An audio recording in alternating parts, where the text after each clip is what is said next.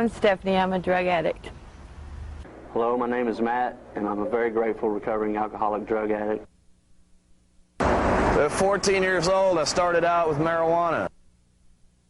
My freshman year in high school, I tried a marijuana one time. At 16, I tried acid. My history started off in 1990 with the use of heroin. Tried cocaine. I started using drugs when I was about 15 years old. I'm 30 right now. I started drugs when I was 15. I'm currently incarcerated at Choice Moore for possession of marijuana and a DWI. 1984, I found out what crack cocaine was. I was introduced to it while I was dealing powder. I don't know how I fell off track so easily, but you know, the neighbors are smoking pot one day, and years of my life, ever since I was 13 up until the time I was 32.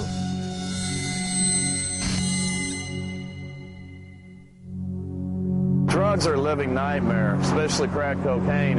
You always have a cry inside you, a craving that's telling you want more and more and more.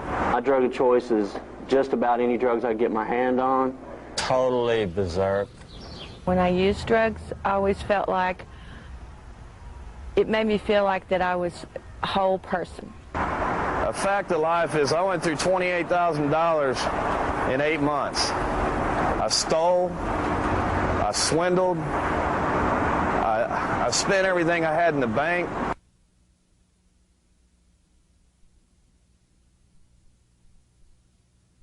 I supported my habit real well. I dropped out of school. I had always felt different. Even from childhood, I felt like there was always something a little bit different about me. The first time I ever used drugs, I didn't even know I was using drugs. I fell into the wrong crowd, and they were passing around what we didn't know. What I thought it was a cigarette or something, but it came to the back, and me and my brothers hit it just once, and then he said, "Here, chase it with this," and he passed a beer can to the back, and me and my brothers took a chug of beer.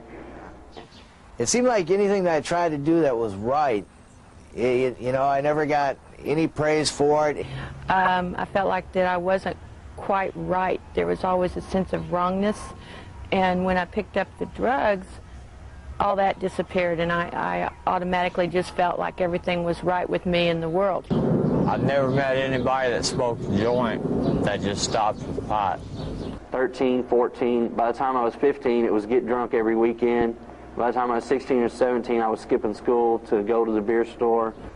Once you're in that avenue, then you're into all sorts of other drugs like LSD, you know, hash, go right hand in hand because it's another product of marijuana. I used to watch those films that they'd show us in high school about, oh, you shouldn't smoke pot because you'd end up a heroin addict. And I remember thinking to myself, oh, that's not true. You know, a little bit of smoke's not going to hurt you.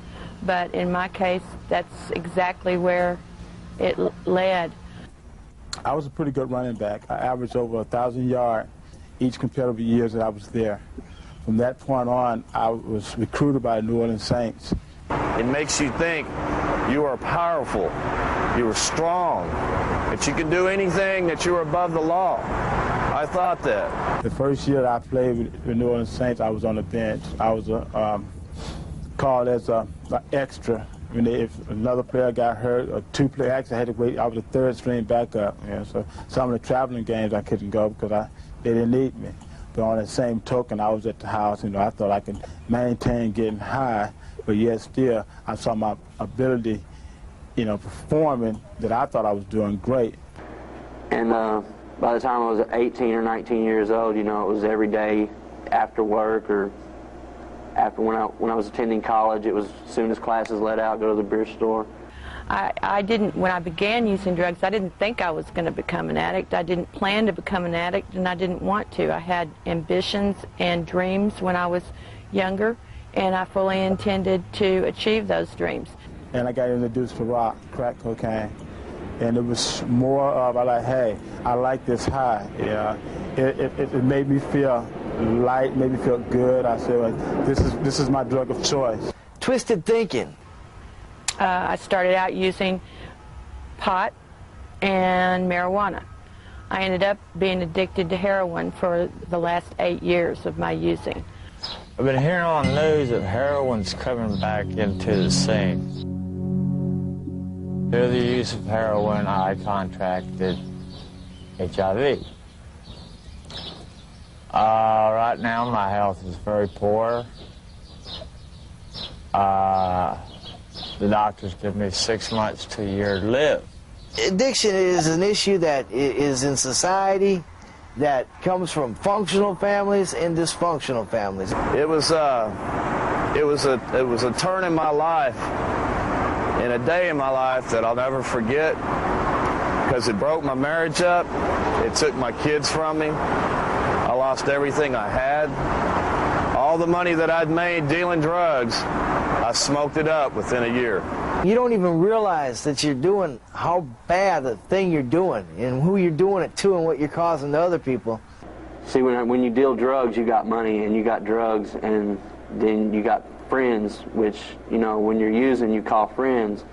But when you know, if you get locked up like I do, hopefully you'll come to find out and understand that they weren't really your friends at all. They were just, so to speak, riding your coattails and looking for that free buzz. And to you, you know, you're a big man.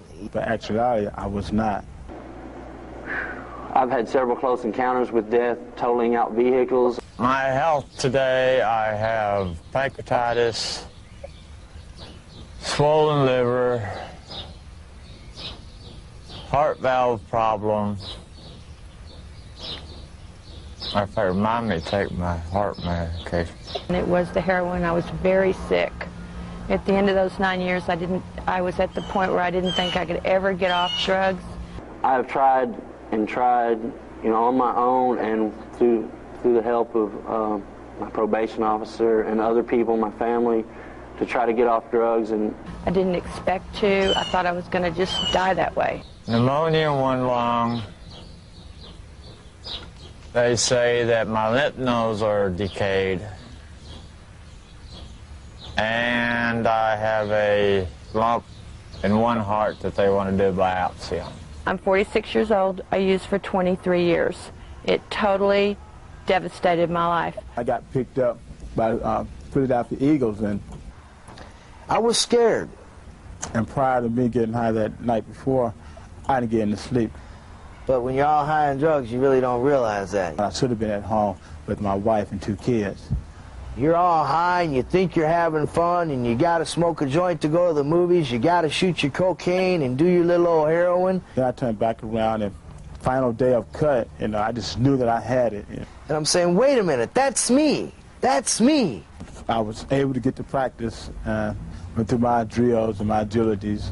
Little did I know drugs stay in your brain for 2 years. The night before, I ended up, getting high of my drug control and crack. Try to have some fun. Behold, when practice was over, I got cut. And you gotta dig your way back out. And it ain't easy. I lost my job because of crack.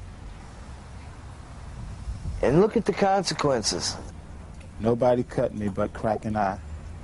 Not only that, I lost my family, my job, and the only thing I have to do now is try to get back up on top. The bottom line is you think you're having fun, but until you really, really know how to stay clean and you get a good look at people doing what they're doing, you know that they're not having fun. You know you weren't having fun. Most of the years of my drug addiction were productive years. I worked, I married, I had a family, I raised my child. because when you're on drugs and alcohol, you become a master at deception. From the outside, my life looked okay. It didn't, I wasn't the kind of drug addict most of the years that was on the street and stealing and so forth. I seemed to be a normal person. On the inside, I wasn't. I lost my kids. My kids, right now, I haven't seen them in years. And it hurts inside. It's an empty feeling knowing that I have 2 beautiful daughters out there from my wife that I haven't seen in 4 years. A lot of my friends have ended up in jail. I have a sister that's been in jail 4 times. She's 43 years old, and she's in prison at this time, and it was all over 2 drug charges in 1982. She hasn't been convicted of any other crimes since that time, but she has not been able to manage to get or stay off drugs, so therefore she violates her parole and ends up in prison over and over again. They said that the alcohol played a big role in a lot of my health problems. I'm trying to cut down. It's hard. I was at the point where I didn't think I could ever get off drugs. I didn't expect to. I thought I was going to just die that way. And that was my biggest fear, was having to live even another minute in that condition. I wasn't really afraid of dying. I was afraid of living and being an addict. Now I have a life again. I have money. I have friends. I have family back. And I even have my girl back. But it's only conditional. And that condition is if I stay off drugs.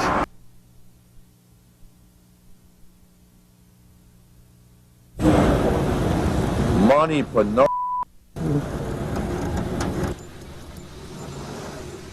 So tell me how you've been doing since our last interview.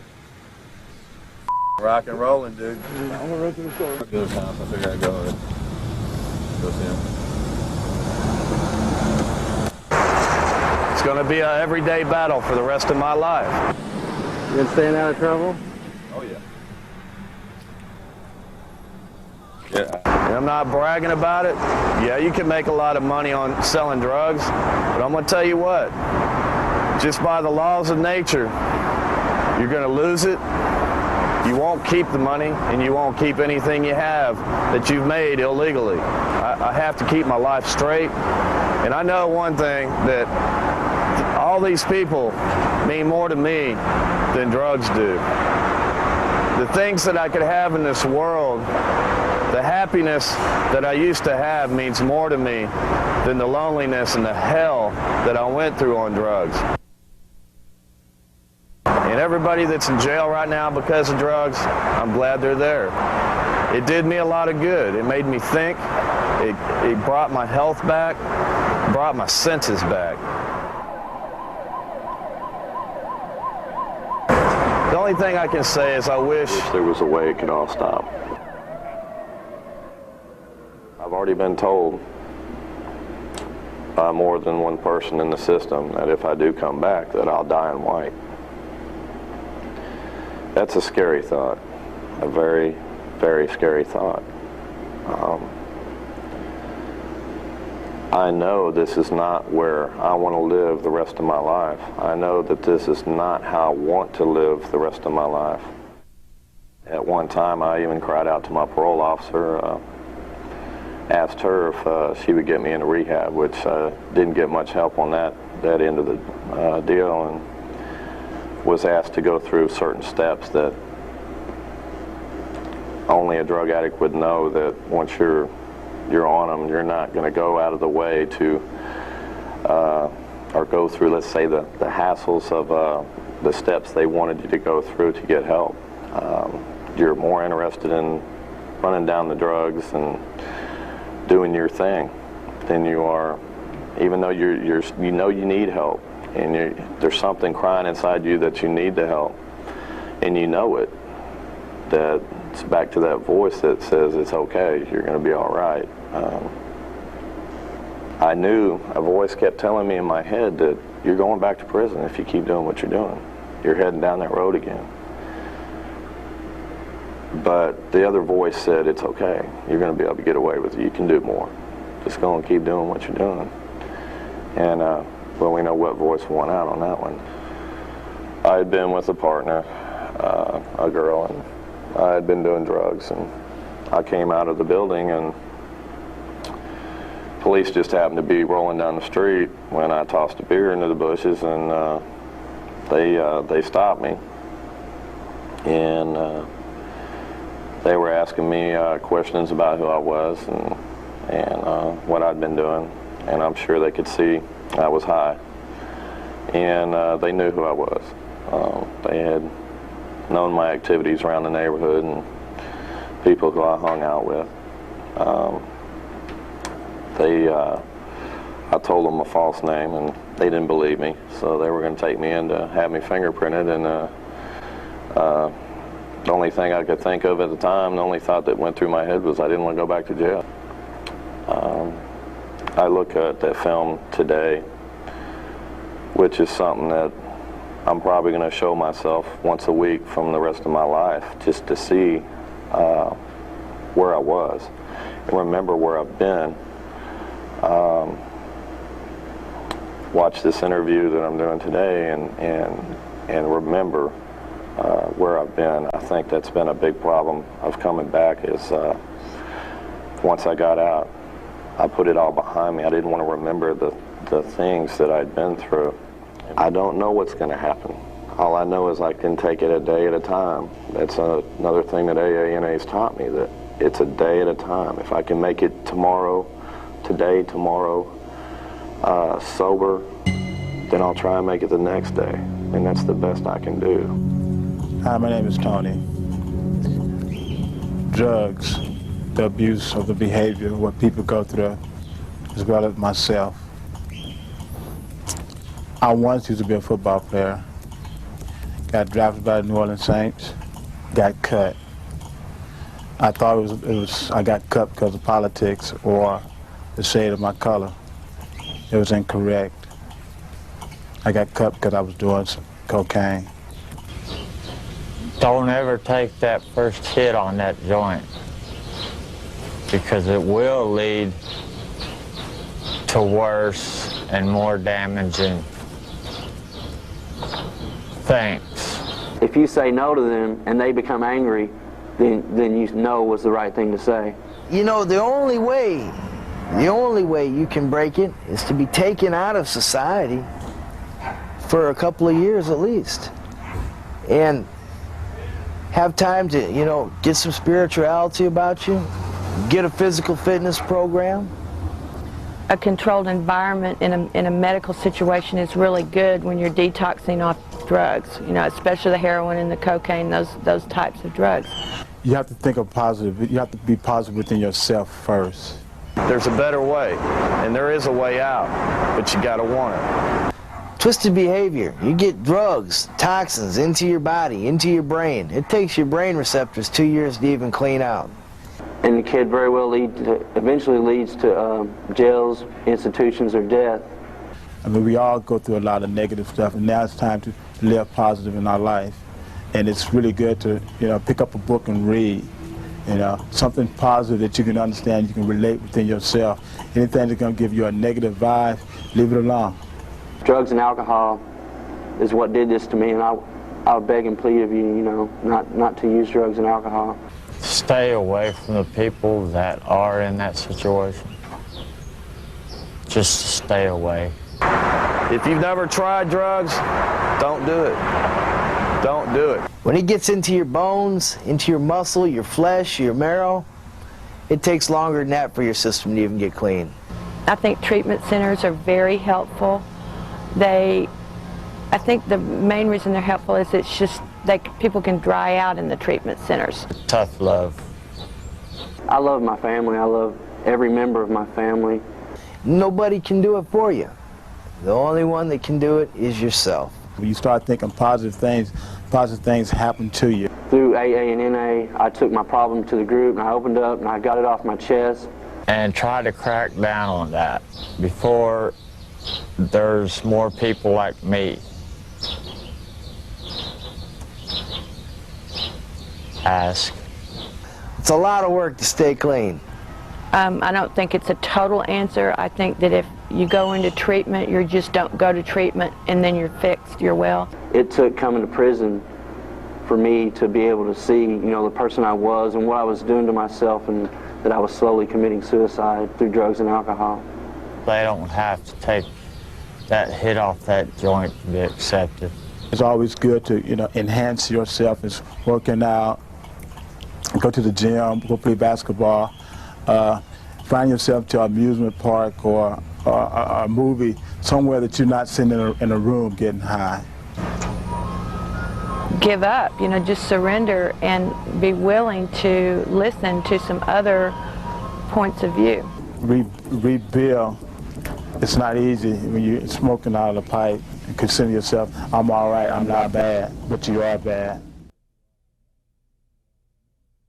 There's millions of people die every day, and I'm one of the lucky ones that lived to see this day. I've been on this unit for 18 months, and I attend a meeting every time they open the doors for AA, NA, and SOS, and I feel that my chances are better than others that would still like to change but won't take the time to go to a meeting. If I take everything that I've learned in the last 18 months about my disease and recovery, and I take it out in the world with me, and I use it and I apply it in my life, then I feel that I have a very, very good chance of staying sober and living the so-called normal life. You know, problem, lucky I'm alive. You still don't know how to stay clean. I still have an alcohol addiction, yes. When you develop a trend of doing the same thing with the same people for 20 years, you're hard-headed. There's a fine line between helping someone out and enabling them to continue their drug use. I'm still not through with the legal problems. Generally, when you go to prison, you know, a lot of people in there, their parents dealt drugs, they did drugs, they grew up doing drugs. They don't even know what a real life's about. I feel that God has spared me for some reason, you know, to give me another chance, so I have some kind of purpose in life. Your looks begin to look tarnished, and that's not a good look. It's something that's going to haunt me for the rest of my life. Society as a group does not care about you anymore. You go back out into society, you still don't know how to stay clean. I won't ever go any farther.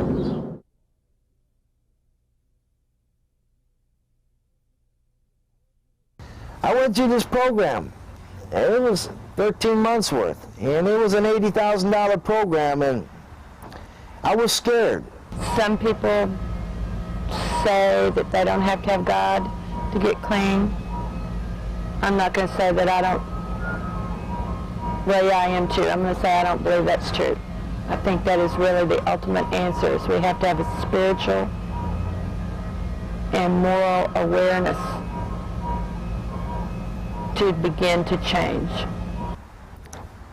And you got to dig your way back out, and it ain't easy. And then we have to make a day-to-day effort to continue that change. Everybody wants to help somebody, but the bottom line is half the programs in society today, it's a money thing. You know, we create beds here, and we can make this much money, and we pull in these counselors, and they have trouble keeping counselors. They can't even keep them through programs. What it's all boiled down to is spiritual principles. We have to learn why we do what we do and how to stop doing it. And you don't recognize these behaviors until you're actually, I didn't. I honestly think a lot of people don't. It's just a way of life after so many years. I've been taught that our disease is a mental, physical, and spiritual disease, and I believe that with all my heart. Lo and behold, you get a grip on the reality of really what life is about and what life's purpose is about. I have a spiritual part of me, you know, for a long, long time I didn't believe in God. I believe in God today. Reformed for years. I also believe that God is what keeps me clean. Day by day. On a daily basis. Without God, I wouldn't be able to. And I just, you know, I believe that with all my heart.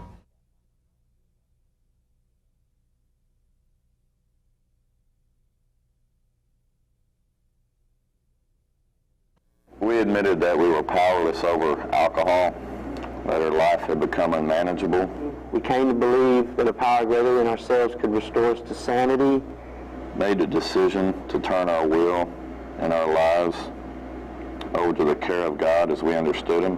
We made a searching and fearless moral inventory of ourselves. We admitted to God, to ourselves, and to another human being the exact nature of our wrongs. We were entirely ready to have God remove all these defects of character. We humbly asked Him to remove our shortcomings. We made a list of all persons we had harmed. That we had harmed and directly try and make amends to them. Made direct amends to such people whenever possible. Continued to take personal inventory. And we were wrong, promptly admitted it. Sought through prayer and meditation. To improve our conscious contact with God. To improve our conscious contact with God as we understood Him. Praying only for the knowledge of His will and for the power to carry that out. Having had a spiritual awakening as a result of these steps. As a result of these steps, we tried to carry that message to the alcoholic and practice these principles in all our affairs.